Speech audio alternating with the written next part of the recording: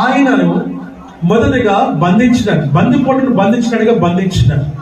రెండోది ఆయన సంకళ్ళు వేసినారు, ఆయన ఈడ్చుకుంటూ వెళ్ళినారు, ఆయన్ని కొట్టినారు, ఆయన ముఖం మీద ఉమ్ము వేసినారు, ఆయన తులనాడినారు, ఆయన అవమానపరిచినారు, ఆయన గేలి చేసినారు, ఆయన బట్టలు కూడా తీసినారు, చేతిలో కర్ర పెట్టి తల మీద ముళ్ళకిరీటం పెట్టి అపహాస్యము చేసినారు. యూదుల రాజా నీకు జయమని అపహాస్యము చేసినారు, అవమానపరిచినారు, నిందించినారు. యూదుల రాజంట అని నిందించినారు. ప్రేమ దేవుని బిడ్డలారా, ఆయన ఆఖరికి తన ప్రాణంను కూడా వారు తీసేసినారు. కొరడాలతో కొట్టినారు, ఒకటి తక్కువ 40 దెబ్బలు.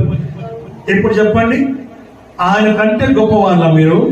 ఆయన కంటే అద్భుతమైన వారా మీరు? ఆయన కంటే మంచివారా మీరు? ఆయన కంటే నీతిమంతులా మీరు? ఆయన కంటే అద్భుతమైనటువంటి మనస్తత్వం కలిగినటువంటి వారా? అంత తగ్గింపు మీలో ఉందా? అంత వినయం మీలో ఉందా? అంత అనుభవం మీలో ఉందా? ఒక్క మాట ఆయన పలికినాడా? వీరేమి చేయించున్నారో వీరు కనుక వీరిని క్షమించమని చెప్పగలిగేటువంటి మనస్తత్వం, గుణం, హృదయం, ఆలోచన నీలో ఉందా? యోచన సూటిగా దేవునితో మాట్లాడుతూ ఉండాలి. ఆమేన్, ఆమేన్.